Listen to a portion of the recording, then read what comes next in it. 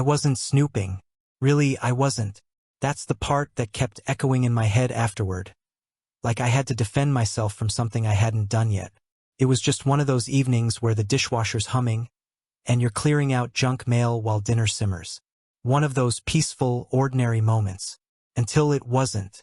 I was organizing our shared inbox. Yes, shared, because she always used it for travel receipts and reimbursements. And that's when I saw it. A forwarded email from a ride service. It wasn't flagged. No subject. Just sitting there like it belonged. The timestamp caught my eye first. 11:46 p.m. on a Wednesday. A late drop-off at a boutique hotel in the city. The Elysian. That name didn't ring a bell. Not for company events. Not for her usual business travel. My first thought was that maybe she'd sent it to the wrong address. But when I opened it, there was a photo attached. An automated snapshot from the elevator's reflective panel. There she was. Emma. Clear as day, standing off to the side with a half smile. Her hair tied back. Eyes slightly glazed like she'd had a glass of something. Her coat was open, showing that deep green blouse she only wore to evening events. And hanging behind her in the mirror's reflection was someone else. Someone too familiar. A man. Early 40s maybe, tall, dressed in business casual, resting his arms slightly against the mirrored wall. And then it hit me. That was the same guy whose business card Emma had once tucked behind her ID in her wallet. The one she claimed had helped her land the Kyoto account. The same guy she'd casually mentioned was married, I think barely, and a little intense but harmless. They weren't touching in the photo. Nothing obviously wrong. But they weren't 6 feet apart either. They were close enough for assumptions. Close enough that I felt it in my chest. I stared at the image for longer than I should have, trying to rationalize it. Like maybe they'd shared a ride. Maybe her office had booked her there last minute. Maybe it was just poor timing. But I'd been with Emma for nearly 8 years. I knew what her body language looked like when she was trying to be invisible. I also knew what it looked like when she was trying not to look like she was with someone. That's what her posture said in that elevator. Don't draw attention. And she wasn't wearing her wedding ring. I don't even know how long I sat there, going over the same 3 details. The timestamp, the hotel, the missing ring. I didn't sleep well that night. When I closed my eyes, I saw that photo again, burned into my brain like a negative film strip. The next morning, I brought it up casually over breakfast, pretending like I just found it in passing. "Hey," I said, keeping my voice as neutral as I could. "Got a weird one in the inbox. Looks like your taxi to the Elysian came in late Wednesday night. Was that a team dinner or—" She didn't even blink. "Oh, that," she said with a tired sigh, like I'd asked why the recycling bin hadn't been taken out. "That was just work stuff. Last-minute strategy meeting. We needed quiet, and the office was already locked. I thought I mentioned that?" She didn't. Not even close. I nodded slowly, letting her talk. She was already sliding into her routine, framing the story before I could ask more questions. "You know how crazy it's been with the Tokyo presentation. They wanted to go over data in private. It was nothing sketchy, Nate. You always overthink this stuff." There it was, "You always overthink this stuff." A phrase she only used when she wanted to shut something down fast. Her tone was clipped, practiced, like she'd anticipated the question and already had the script. Still, I didn't push. Just said, "Okay," and took a sip of my coffee. But the whole time I was watching her. And that's when I noticed another detail. She wasn't wearing her ring again. She used to fidget with it constantly, spinning it during Zoom calls, tapping it against her glass when she was thinking. But that morning, her left hand was bare, clean. Not even an indent. "Rings in the jewelry dish," she said, catching me looking. "It's been pinching lately." She smiled, but it didn't reach her eyes. That's when I realized something else. She was trying to end the conversation, not clarify it. I went upstairs after she left for work, checked the dish by the bathroom sink. The ring wasn't there. I opened the drawer where she kept spare jewelry. Nothing. I even checked the zipper pocket of her travel toiletry case. Empty. That's when it hit me. She'd lied. Not just deflected, flat out lied. And if she could lie about something as basic as a ring's location, what else had she been lying about? Still, I told myself maybe I was overthinking. Maybe I was being dramatic. But when I checked the ride receipt again and mapped the route, it wasn't just a quick stop by the hotel. It was a direct ride. From their downtown office, past her usual train stop, straight to the Elysian. No stops in between. And that wasn't protocol. I knew her company's rules. They didn't book boutique hotels for quick meetings. They used conference spaces or stayed in a chain if it was a late flight. This wasn't either of those. And she never mentioned staying out late that night. The worst part? I didn't confront her. I just let it go. At least I pretended to. But in my head, it was already unraveling. Threads I hadn't thought to pull were starting to come loose. Like how she kept that guy's business card. Just in case. Or how she never introduced me at her work functions, always saying it would be awkward or not relevant. That photo wasn't just a mistake. It was a window into something I hadn't wanted to admit. Something I'd been blind to because I trusted her. Technically, her explanation was plausible. But the timing, the setting, the body language, and the missing ring, they weren't technicalities. They were signs. And now I couldn't unsee them. After that morning with the receipt and the elevator photo, nothing looked the same. I tried to carry on like usual. Make coffee, head to work, kiss her cheek when she got home, but everything felt off. The tiniest details took on new weight, like they were part of a puzzle I hadn't known I was solving until too many pieces clicked into place. I started remembering things I'd brushed off, like the alarm. Emma always said she hated waking up early, but every Tuesday for the past few months, she'd started setting a silent alarm before dawn. She said it was for a weekly sync call with Asia, something about time zones. I didn't question it at first, but she never took those calls in the bedroom. She'd sneak downstairs, close the study door, and by the time I got up, she'd be sipping coffee like nothing happened. I even joked about it once. Should I start calling you Tokyo Tuesdays? She smiled, but there was a flicker of something behind it. Guilt? Nervousness? I didn't know back then. I just know it wasn't real. Then there was the extra phone. One night, I heard it vibrate from her coat pocket in the entryway. When I asked about it, she said it was a work loaner. Her primary had low battery and they'd given her a temporary phone while she traveled. But it didn't have a case. No apps. No contact photo for me.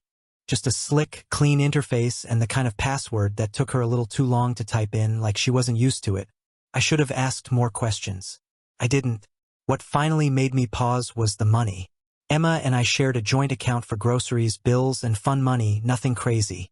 But I started noticing cash withdrawals. $60 here, $80 there, always on Thursdays or Fridays. Never logged with a reason. Never followed by a Venmo or PayPal or anything to explain where it went. When I asked about it casually, she laughed and said, "You never know when you'll need cash in a cab, babe." Except she didn't take cabs. She used rideshare apps and I'd already seen the receipts. Still, I let it slide. Then came the perfume. She'd always used this light citrusy body mist. Nothing fancy, just something subtle. But sometime in April, she switched. I didn't even notice right away. It was only in the evenings, usually after work, when she said she had to swing by the gym or meet up with the girls. She'd walk past me smelling like something dark and floral, a scent I didn't recognize. When I asked if it was new, she shrugged. "Sample from a hotel," she said. Thought I'd try something bolder. Bolder. That word stuck with me. I used to love when she came back from the gym sweaty and red-faced, with her hair pulled up in that chaotic bun. But lately, she came back looking more put together than when she left. Hair brushed, makeup retouched. And yet, she still logged her gym visits on our shared calendar, even when the charges stopped showing up on the fitness app. Sometimes she'd even mention new routines she was trying out, but couldn't remember the names of the classes when I asked. That wasn't like her. Emma was meticulous. She planned vacations in spreadsheets. She tracked calories for fun. Forgetting wasn't her thing. Her laptop usage changed too. She used to keep it open on the kitchen counter, half dead from lack of charging, tabs everywhere. Now, always closed, always charged. and always password locked. One night I asked to borrow it. She hesitated just for a second, but I saw it. That flicker again. The one I'd seen in the kitchen when I mentioned the Elysian. She handed it over with a tight smile and said, "Be gentle with it. It's been crashing lately." It didn't crash. It was spotless. Factory reset even, like she'd wiped the slate clean. But what really cemented the shift for me wasn't digital. It was social. Emma used to invite me to everything: happy hours, company picnics, even those boring industry panels where they serve dry crackers and call it catering. She used to introduce me to coworkers as my husband, Nate, the guy who makes everything better. Now, I was invisible. She started going to work events alone. Said I wouldn't enjoy it, or didn't need to come all the way downtown just for free drinks. At first, I chalked it up to her new role. She'd gotten a semi-promotion last fall and had more responsibilities. But one night, I surprised her. She'd said her department was meeting at a bar near East 6th, so I dropped by on my way home from a friend's dinner. I figured I'd say hi, grab a drink, and let her know I cared.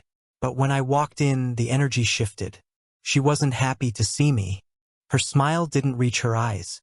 Her coworkers barely looked my way. She gave me one of those side hugs, introduced me to a few people with first names only, and said she had to go review deck slides in the back booth. I remember sitting there for 5 minutes, holding a beer I didn't even want, watching her laugh at something the same guy. His name was Lucas, I finally remembered, was saying. And just like that, I became background noise. Later that night, I asked, "Was that awkward for you, me showing up?" She said, "It just caught me off guard. That's all. I'm trying to maintain professional boundaries. Nate, you wouldn't understand the culture." She wasn't wrong. I didn't understand. I didn't understand why someone who used to call me her best friend now treated me like a liability. Why she started hiding her receipts. Why she set alarms for calls she didn't take. Why her laughter didn't feel like it belonged to me anymore. But I understood one thing. That hotel receipt, the elevator photo, the missing ring, the man wasn't random. It wasn't a one-off. It was a crack in a carefully crafted wall that had started eroding months ago. Every skipped gym session, every deleted chat log, every unsent voicemail she used to leave me after late nights. All of it meant something now. And then, something happened that shifted me from suspicious to certain. I was cleaning out the laundry room one Saturday, something she usually did, and found a receipt tucked behind the detergent. Paper one, not digital. A boutique store downtown. Lingerie. Expensive. Very specific. It wasn't my style. Not hers either, if I'm honest. But someone's. When I brought it up that night, she said it was a gag gift for a bachelorette party. When I asked who was getting married, she said, "Just a friend from work. You don't know her." It didn't sound real. She wouldn't even look at me when she said it. I wanted to believe her. God, I wanted to. But believing her meant ignoring everything. The phone, the perfume, the photo, the ring, the work dinners, the skipped gym, the laptop, the deleted calendar invites, the withdrawn cash. And the truth is, when you have to force belief that hard, it's probably not belief, it's denial. That night, I lay awake while she slept next to me. Her breathing was calm, even, like nothing had changed. But everything had. I stared at the ceiling until morning, going over each red flag like chapters in a book I'd already finished, but hadn't fully processed. And I realized I wasn't looking for proof anymore.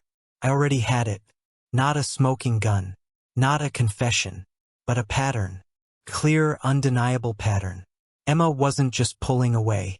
She wasn't overwhelmed, or stressed, or distant. She was rehearsing, coordinating, managing two lives like a CEO runs departments, efficiently, invisibly, and just clean enough to avoid suspicion. The hotel wasn't the beginning. It was the middle.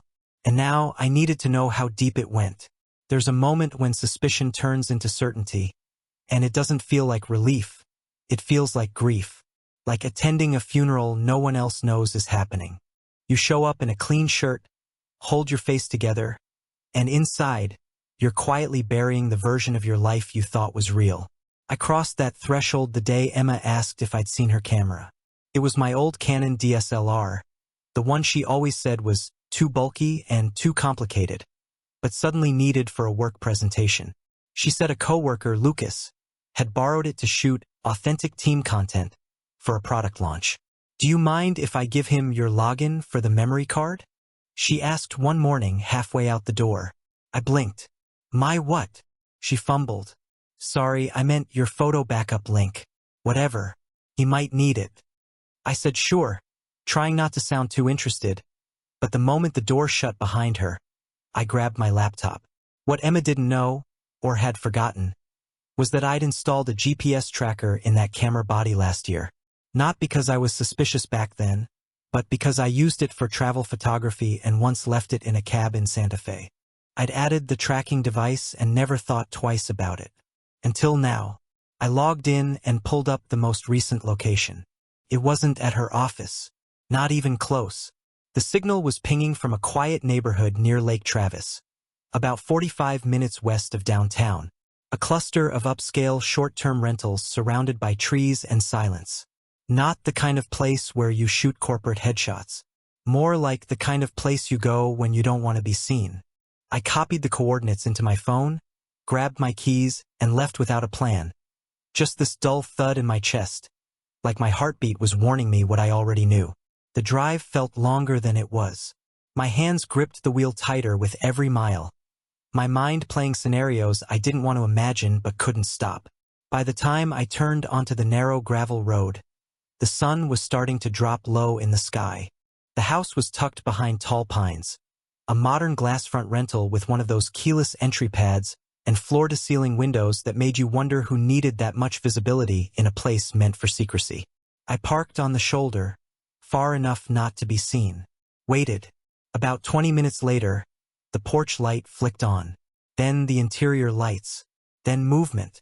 I stepped out of the car and moved closer on foot, keeping to the trees. My chest was tight. My legs felt like rubber. And still I had to see it. Through the sheer curtains, just enough light spilled out to give me a clear view inside. Emma, standing by the kitchen island, barefoot, wine glass in hand. And across from her, Lucas. He wasn't holding a laptop. There were no notes, no charts, no cables, no whiteboard. Just wine, soft jazz humming in the background, and a half-cooked risotto steaming on the stovetop. I crouched lower. My stomach flipped. She leaned into him. He touched her waist, then gently her face, and she let him. I didn't stay long after that. I didn't need to. I got what I came for. On my way back to the car, I noticed the doorbell camera on the front porch. A cheap intercom model. Probably recorded audio. My photographer instincts kicked in. I looped back after dark. Snuck close enough to sync my phone with the Bluetooth frequency using a software patch I'd downloaded months ago for security testing. It worked better than I expected. 10 minutes later, I had the most recent 48 hours of recordings saved. I didn't listen to all of them right away, just the ones from that afternoon. Emma's voice, laughing. Lucas telling her, "You always look more relaxed out here." Her, "That's the point." Him, "Think they suspect?" Her, "Only if I screw up." That was enough. I drove straight home. When I got back, I took the memory card from the camera. Yes, it was still in the bag, and opened the files on my desktop. Dozens of images. Not business-related. Not even discreet. One showed Emma sitting on the rental's deck in a white robe, sipping coffee, sunlight hitting her face like it was a spa ad. Another showed Lucas grilling shirtless while she stood beside him with her hand on his back. Timestamped, geotagged, tagged with the same coordinates from the GPS tracker. It wasn't just a fling. It was a second life. I didn't sleep that night. I laid the evidence out like a crime scene. Printed photos. Screenshot text messages from when she claimed she was working late or stuck in client debriefs. Side by side with the timestamps from the camera. It all matched. I copied everything onto a flash drive. Then 2 more. Labeled them if I ever doubt myself. Like some twisted reminder that I wasn't crazy. That this wasn't paranoia. This was proof. The next day, Emma acted like nothing had happened. She made eggs. Asked if I wanted a second cup of coffee. Even joked about how the cat had ignored her for 2 straight days. I looked at her like I was watching someone I didn't recognize. How many mornings had she smiled at me like this while lying through her teeth? I said I had errands to run. Instead, I drove to a print shop and had 3 of the images professionally developed and framed. Not for display, just for confrontation.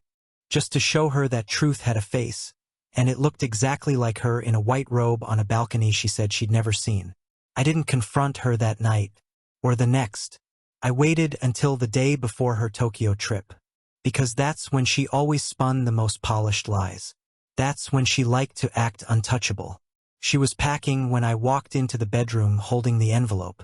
"What's that?" she asked. I handed it to her. "Something you might want to explain before you board a plane." She hesitated, opened it, pulled out the prints. For the first time in months, she didn't have a script.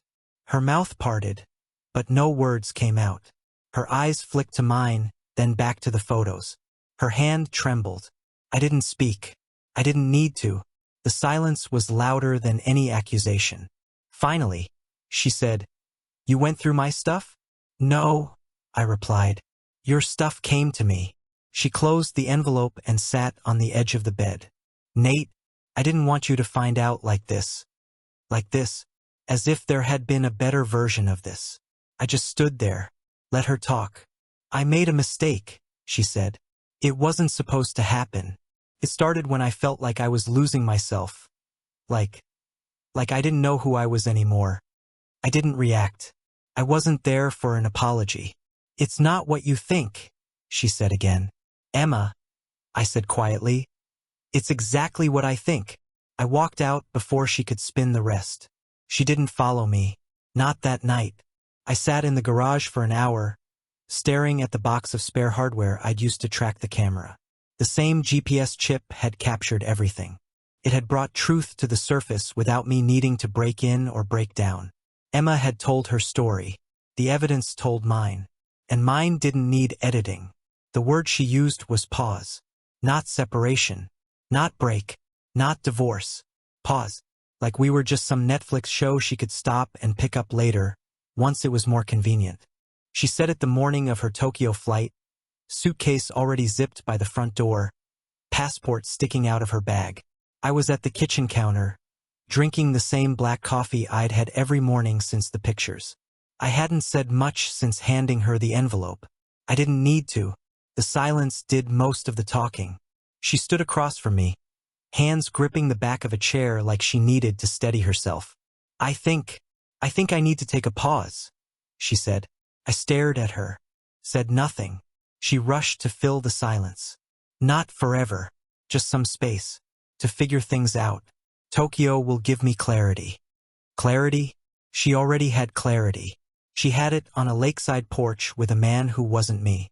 She had it when she lied about meetings and hid receipts behind detergent bottles. She had it when she kissed another man and told herself it didn't count because she hadn't said it out loud. But sure, go ahead, Emma. Take your pause. I watched her leave that morning without saying goodbye. Her cab pulled away, suitcase in the trunk, and for the first time in a long time, I felt still. Not sad, not angry, just still. She thought the pause was hers. What she didn't know was, I'd been planning mine. The first thing I did was open a file I'd started weeks earlier. I titled it Contingencies. At the time, it was just a folder of scanned documents, account notes, and copies of things Emma never knew I had access to. But now it became my playbook. I met with a lawyer that afternoon. She came highly recommended, sharp, methodical, discreet. I laid out everything. The photos, the intercom recordings, the travel overlaps, the financial inconsistencies. She took notes without flinching. "Do you want a file now?" she asked. "No," I said. "Not yet, but I want to be ready." She nodded and slid a checklist across the table. We went through it line by line. I moved our joint savings into a protected marital trust, leveraging a clause we'd both signed in the early years of our marriage, back when trust had meant something. The money was no longer liquid. Technically, it wasn't taken, just isolated. If she tried to withdraw or move anything while in Tokyo, she'd be locked out. She never saw it coming. Next, I gave notice on our lease. The downtown loft had been Emma's dream, not mine. Exposed brick. Floor-to-ceiling windows. A kitchen designed more for show than function. We'd moved in after her last promotion, when she said it would match our future. I never liked it. Felt more like a showroom than a home. While she was overseas, I ended the lease early and paid the penalty. I packed her things into labeled boxes. No pettiness, no revenge. Just clean, mechanical sorting. Her office attire, her coffee table books, her backup hard drives with unnamed folders. I left the ring box in the bathroom drawer, right where she'd said it was pinching, still empty. Then I moved out. I found a place on the outskirts of Austin, nothing glamorous. A workshop behind a small house, tucked between cedar trees and gravel roads. It used to be a mechanic's garage. Concrete floors, dust in the rafters, rusted nails still embedded in the wall. But it had space, potential, silence. It had me. I hadn't done much woodworking in years. Not since my dad passed and left me his old chisels. Emma used to call it a cute hobby that took up too much room in our storage unit. But now it was the only thing that made sense. I brought my tools, set up a makeshift bench, and lost track of time. That first week alone, I built shelves, then a chair, then a table. I didn't measure much. I just worked by feel. The rhythm of the saw, the smell of raw oak, the small, satisfying cracks as things fit into place. I slept on a futon for a while, didn't care. Ate mostly takeout and gas station sandwiches. But I didn't miss the city. Didn't miss the awkward tension of passing Emma in a hallway and pretending we were still us. In between projects, I kept working through logistics. I separated the bills, transferred car titles, disentangled phone plans. Every evening, I erased another shared link from our digital life, Google Calendars, cloud photo albums, playlists. It felt surgical, quietly brutal. She texted me once from Tokyo. Just one word. Thinking. I didn't reply. She called 3 days later. I let it go to voicemail. Her message was short. Hey, I'm still in Tokyo. Hope you're doing okay. We should talk soon. I didn't delete it, just archived it with the others. Another file in the growing cabinet of what this had become. When she came back, the suitcase landed with a thud by the door. She tried the key. It didn't turn. I watched from inside the workshop, lights off. She knocked. Not frantically, just once. Then again. And then silence. She didn't call. Didn't text. She stood there for a while. I could see her faint outline in the side mirror of my truck. Just a shape with no voice. Then she turned and left. I waited until her rideshare disappeared down the road. Then I went inside and turned on the music.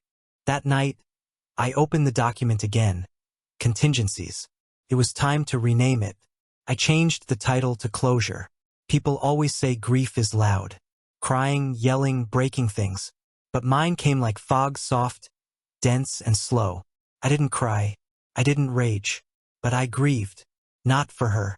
For the version of us I thought existed. I kept building things. I started documenting them. A desk here, a bench there. Each piece became a page in a story I hadn't planned to write. The studio, once a hollow echo chamber, started to hum. It became mine. Every time I sanded a board smooth, I imagined her wiping away fingerprints. Every drawer I built without a lock reminded me how trust shouldn't require a passcode. I wasn't healing. Not yet. But I was doing something better. I was building a new life, 1 inch, 1 screw, 1 finished edge at a time. And the pause? It was over. I just never told her that. When I locked her out, I thought that was it. I figured the story ended with an unanswered knock and a suitcase left like some relic of a failed arrival. I thought the rest would just be paperwork. Dividing things, signing papers, letting time dull the edges. But what I didn't realize then was that her story had barely started unraveling. And the next part? She did to herself. It began with a knock on my door. Not Emma. Not Lucas. This time it was someone in a charcoal blazer, holding a manila envelope and a badge clipped to his lapel that read, Internal Corporate Compliance. He introduced himself as Michael. Said he worked in risk and ethics for Emma's company. Said he wanted to ask a few questions. Just a formality. he said, though his tone said otherwise. Routine check after a flagged audit. I didn't say much, just gestured to the small table by the window and offered him a coffee I didn't actually want to pour. He declined. I understand you and Emma were married? He asked.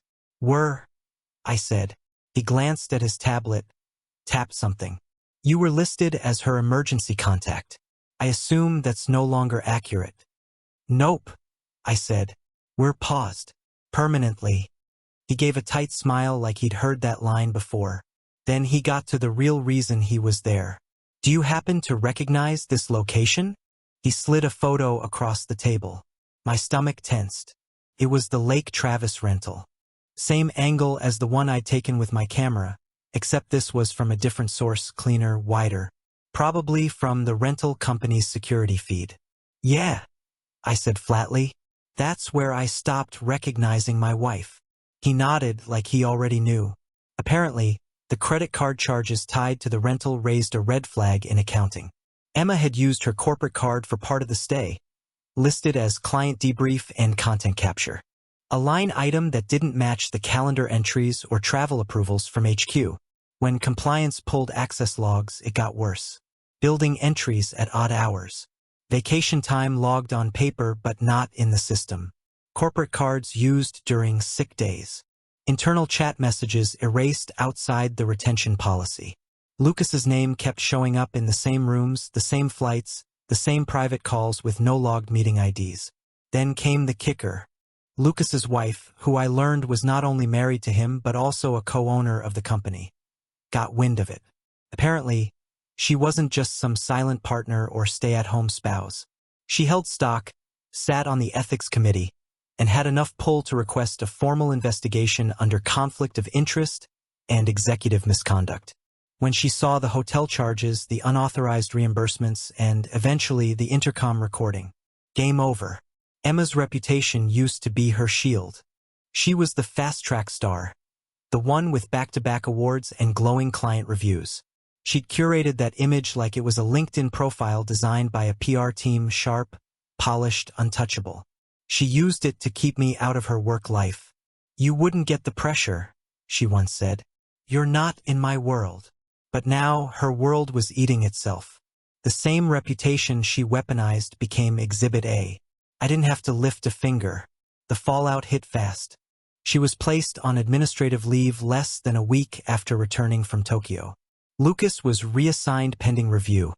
Corporate speak for you're done, but legal's still crafting the exit memo.